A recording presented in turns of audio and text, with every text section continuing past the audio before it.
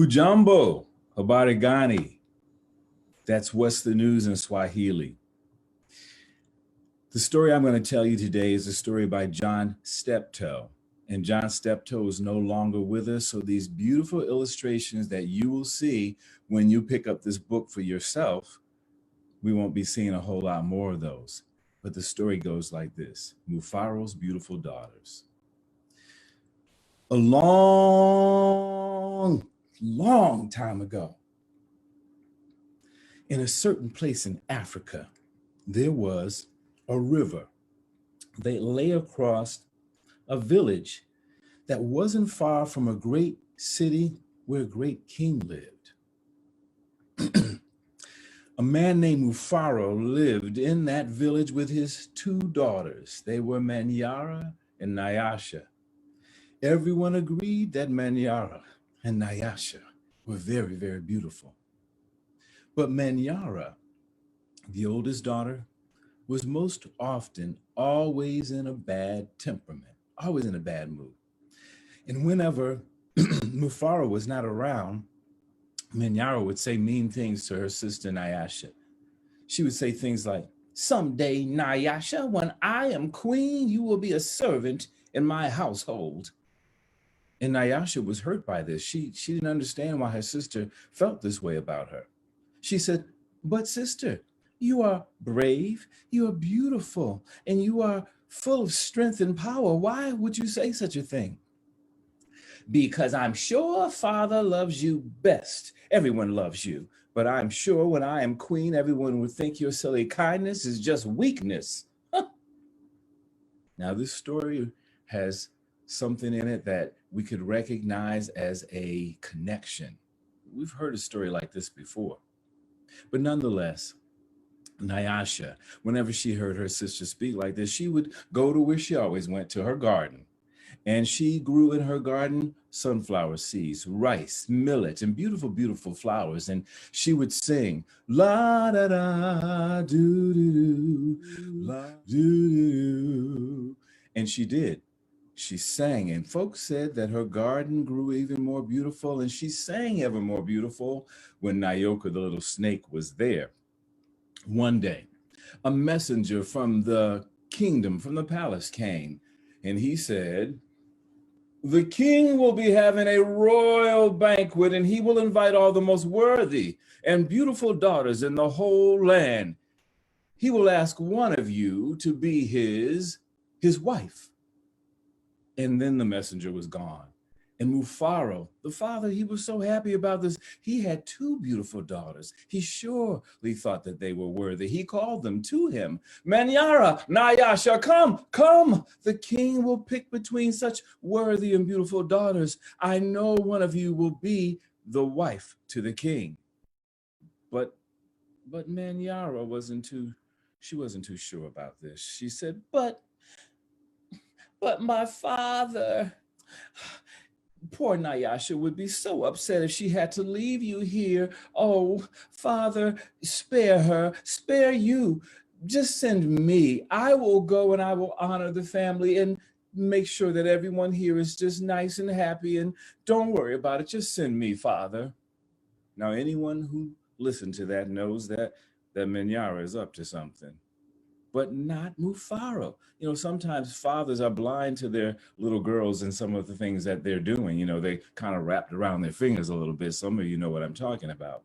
Mufaro looked at his daughter Manyara, beaming with pride. He said, "Listen, Manyara, only a king can choose between two such worthy and beautiful daughters. No, both of you must go." "Oh, shoot, Rex, I can't stand it. Oh!"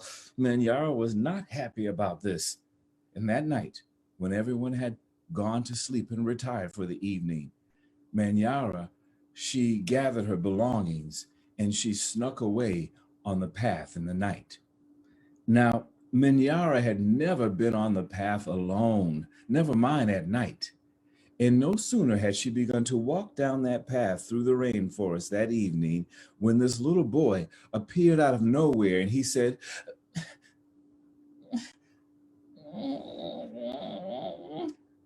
And Manyara said, "How dare you stand in the path of your future queen? Stand aside, boy."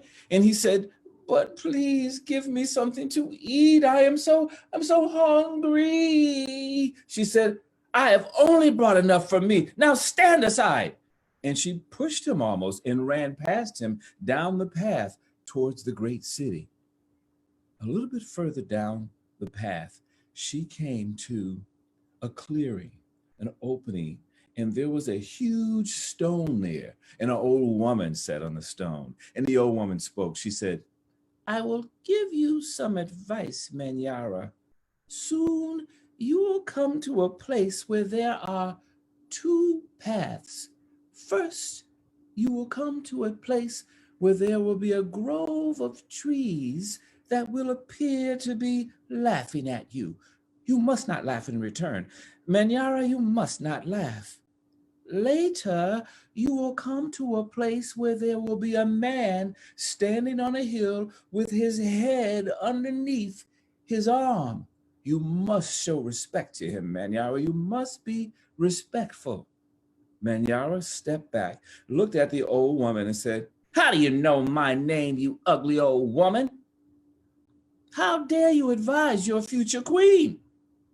And off she went running into the path, into the forest, going towards the great city. And she could tell she was getting close to the great city because you remember that river I told you about? She could hear the shushing and gurgling sound of the river getting nearer and nearer. She knew once she got there, she could just follow that river to the great city. And there she was, under the great big moonlight, brightening up everything out there in the rainforest that evening. And she ran all through the night. Well, the next morning, when Nyasha arose, she bathed herself in that very same river, and she got out of the water and she adorned herself with some of her most beautiful robes and her jewelry. And as she was getting ready that morning and peering at herself, her loveliness in the mirror, she thought to herself, "After today, I may not be able to come back here to my village. I may miss my father and my friend in my garden, my little friend Nyoka in the garden. I'm going to miss that." And while she was contemplating this, while she was thinking, all of a sudden there was a lot of clatter and noise outside of her hut. Apparently, Manyara was missing, and the whole village was looking for her. They called, "Manyara! Manyara! Manyara! Manyara!" They looked, they searched, they could not find her. But what they did see were her two footprints right at the beginning of the path going into the rainforest.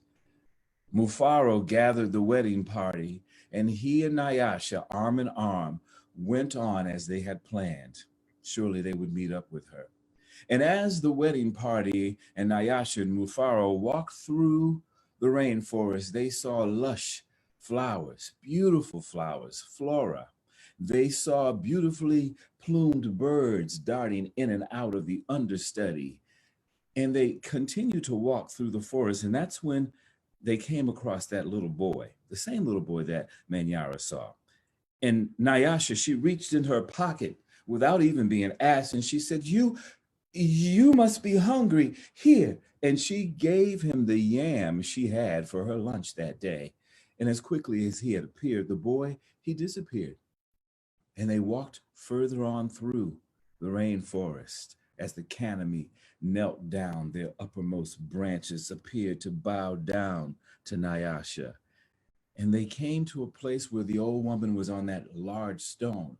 And the old woman, she just pointed in the direction of the great city. And they walked on through. Nyasha gave her a bag of sunflower seeds. And they walked on through. And sooner or later, someone said to Nyasha and Mufaro that they were getting close to their destination. Nyasha was so excited, she broke away from her father, Mufaro, and ran to the top of this cliff and looked over into the valley. And that's when she saw her first view of the great city. Now, Mufaro had been there before, so we got back right in enough time because Nyasha and Mufaro had gotten to the great gate at the great city. And when Mufaro was getting ready to open up, pull it open, that's when the air was rent. It was pierced with this great scream. And Nyasha and Mufaro looked over to the side and they saw it was Manyara. Manyara is running from the center enclosure of the city. And when Manyara saw Nyasha and Mufaro, she fell upon them. And she said, oh, Father, do not let her go into that place. Do not let her go into that place. Father, there was a monster, a snake with 5 heads. Surely he would have eaten me had I not run, Father. He said he knew all of my secrets. Father, do not let her go into that place. Do not let her go into that place. Now, Nyasha had never, ever seen Manyara so upset. She was always brave, strong, and well composed. Something must be awful. So, leaving her father, Mufaro, with her sister, Manyara, comforting her, she walked past them and she went to the great door and she pulled it open. And when she got there, inside, she realized she was inside of a royal chamber, the main chamber of the royal palace. And up on the top of these stairs was a little stool. She looked on the stool and she saw her little friend, the green snake from her garden. She said, "What, little Nyoka, it's such a pleasure to see you, but what are you doing here?" He said, "I am the king. I am the king. I have also been the old woman you gave the sunflower seeds to, and the boy you gave the yam. And because I've been all of these things, I know that you are the most worthy and beautiful daughter in the whole land. It would be my great honor if you would be my queen." And so it was on that day a long time ago. Nyasha agreed to be married. The king's mother wished and swished Nyasha away to get her prepared for the wedding ceremony where she would wear beautiful garments. And they sent back to her village for millet and rice from her garden so that that could be part of the wedding feast. People came from miles and miles from all around. There was great music, a great feast. And Mufaro was the most proudest because he had 2 worthy and beautiful daughters. He had Nyasha the queen and Manyara, a servant in the queen's household. Thank you. So that's the story, Mufaro's beautiful daughter. It's a connection. We've heard this kind of story before. It's just like another story. I'll let you think about it.